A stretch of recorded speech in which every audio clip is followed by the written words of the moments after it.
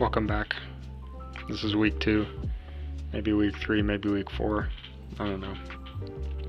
Since part 1, I've added this SD card, a little indicator diode, an onboard power. I've also gotten married, and none of the job applications I've sent out have even gotten back to me. I think we're at like 30. Alright, so we started off just needing to kind of reformat the innards of this. I originally thought that it was going to need to be attached to the lid, which is what you're seeing here. Turns out that actually wasn't the case.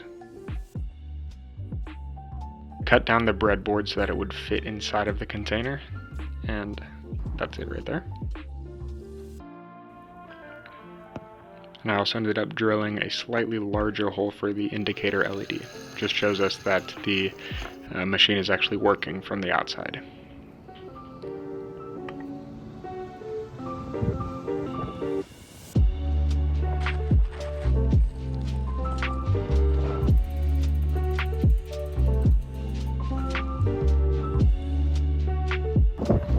Tag said 10 bucks, cashier said 25 bucks. So I'm going to a different place. 25 bucks for a 9-volt battery. Inflation, y'all. It's crazy.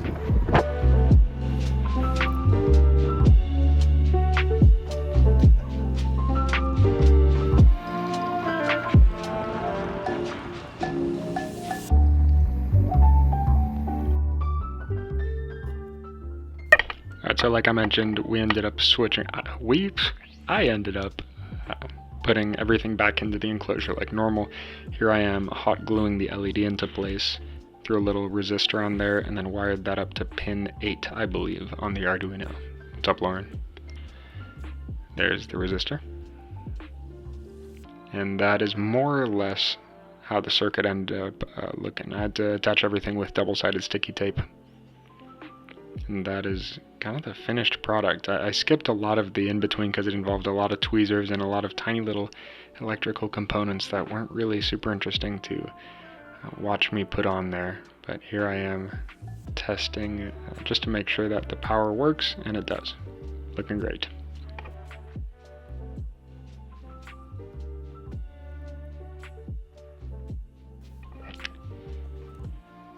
And we're getting a reading from the circuit. Everything has been completely stripped and rewired, and all I wanted to make sure here was that I was still getting a reading and that I was reading about 25, which it was, so success.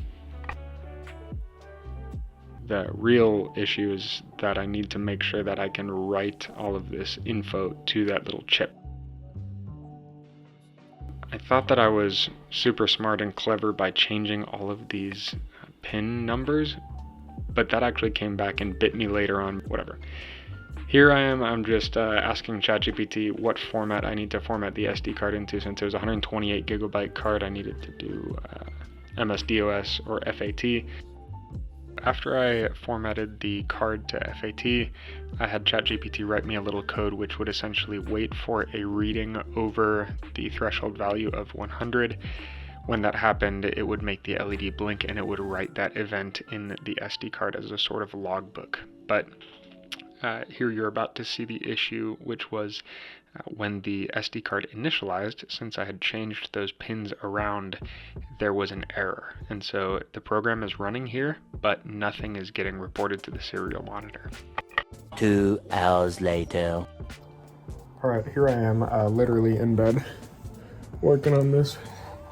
And I had to rewire some of the SD card pins. But this shit works. Wait, hold on. Ready? Boom. It works. The end state functionality of this system is that the robot will detect when a car goes over it, it will flash the LED, and it will record that data onto the SD card. After the test is over, I can remove the SD card and check how many cars or bikes or whatever passed over this during the test. It frickin' works. and look at that car. What a great morning. So after everything was said and done and we installed the switch, blah blah blah, it works.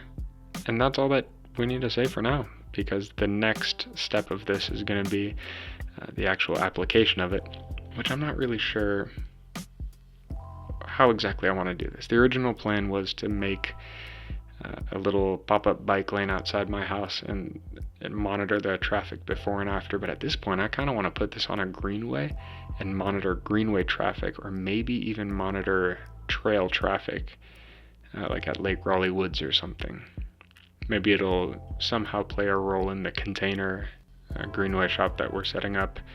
Shoot, in like a week and a half on May 1st. We're going to set it up. May 4th it opens. Who knows? This might play a little part in that, but until then, it's a prototype. It works. It counts cars. It writes to the chip. And that's that. I still haven't freaking gotten hired. So if you know of anybody that is looking for somebody with an engineering degree and a business degree, and who doesn't want to have to sell kidneys to live, and also does stuff like this in his free time, let them know. Show them this video. And yeah, that's it. See ya.